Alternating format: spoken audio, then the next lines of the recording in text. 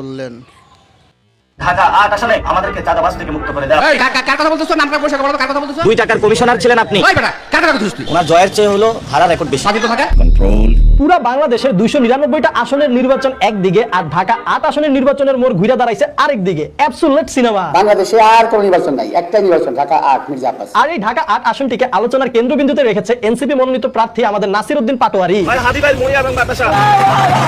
আমি জানি না জনাব মির্জা আব্বাস তার জীবনে কি এমন ভুল কাজ করেছিল যার ফল হিসেবে তার অপোনেন্টে পড়ছে নাসিরউদ্দিন পাটোয়ারি। এখন আল্লাহর রাস্তায় বিশ্রাম নেন। যা কিছু কও গিয়া, আমি কোনো কথা কমু না। পাটোয়ারি সাহেব তার জায়গা থেকে সর্বোচ্চ চেষ্টা করে যাচ্ছে আমাদের মির্জা আব্বাসকে উত্তক্ত করার। অবস্থা হয়ে গেছে এই রকম।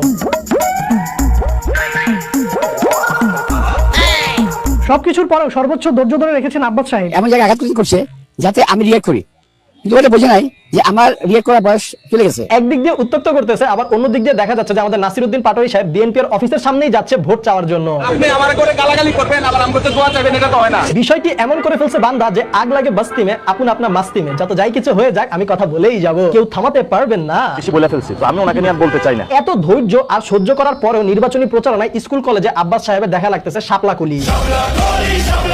উত্তেজনা চরম, ভোটের মাঠ গরম, রাজনৈতিক দলগুলো বাঁধছে জোট আর নেতারা রাস্তায় নেমে চাচ্ছে ভোট। জনগণ আনবো না, কিন্তু শুরু হয়ে গিয়েছে নির্বাচনী প্রচারণা। কোন দল কেমন করছে চলুন প্রথমেই আমরা দেখি বড় বড় রাজনৈতিক দলগুলোর নির্বাচনী প্রচারণার গান। শুরু করি বিএনপিটা দিয়ে। গানের মধ্যে একটা ভাইবস আছে। চলুন এবার দেখি জামাতে ইসলামের নির্বাচনী প্রচারণার গান। একটু মাধুর্য, একটু গাম্ভীর্য আর একটু আবেগী টান। এইবার দেখা যাক এনসিপি এর নির্বাচনী প্রচারণার গান।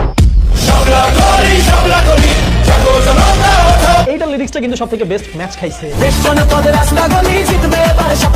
এনসিপি এর মধ্যে আবার হাসনাত আব্দুল্লাহকে নিয়ে আলাদাভাবে একটি গান মুক্তি পায়। এটার বিট তো পুরাই তামিল অ্যাকশন ভাইবস। গানের দিক দিয়ে প্রায় সব দলই সমান তালে প্রচারণা চালাচ্ছে, তবে মাঠ পর্যায়ে বিএনপির অ্যাক্টিভিটি একটু বেশি দেখা যায়। রাস্তায় নেমে প্রচারণার ক্ষেত্রে বিএনপি এগিয়ে, রাস্তায় ব্যানার টানিয়ে প্রচারণার ক্ষেত্রে বিএনপি কিন্তু এক ধাপ এগিয়ে। আমি আমার দেখা মতো যতগুলো জায়গায় আজকে দেখছি, প্রত্যেকটা জায়গায় যদি দাঁড়িপাল্লার একটা ব্যানার পাই, তাহলে বিএনপির ব্যানার পাওয়া গেছে 40 থেকে 50টা। আমি প্রথমে ভাবছিলাম জামাত যেহেতু মাঠ পর্যায়ে প্রচারণা কম চালাচ্ছে, তাহলে হয়তো তারা সোশ্যাল মিডিয়াতে অনেক বড় পরিসরে প্রচারণা চালানোর প্ল্যান নিচ্ছে, ঠিক যেমন বিএনপির মিডিয়া সেল স্মার্ট ভাবে প্রচারণা করার চেষ্টা করতেছে। কিন্তু পরে আমি ফেসবুকের মধ্যেই খুঁজে পেলাম যে জামাত তাদের নির্বাচনী প্রচারণা আরো জোরদার করার জন্য একটা ওয়েবসাইটই খুলে ফেলছে, নাম আমারদাড়িপাল্লা.com। বাংলাদেশে মনে হয় এই প্রথমবারের মতো দেখলাম কোন দল শুধুমাত্র নির্বাচনী প্রচারণার জন্য একটা আলাদাভাবে ওয়েবসাইটই খুলে ফেলছে। বিষয়টা কিছুটা ইন্টারেস্টিং লাগার মতোই। ওয়েবসাইটটি শুরুতেই তারা একটা ফটো ফ্রেম দিছে, যেখানে তাদের প্রচারণার ফ্রেমে মানুষজন নিজেদের ছবি বসিয়ে জেপিজি ফাইল ডাউনলোড করতে পারবে কিংবা ফেসবুকে আপলোড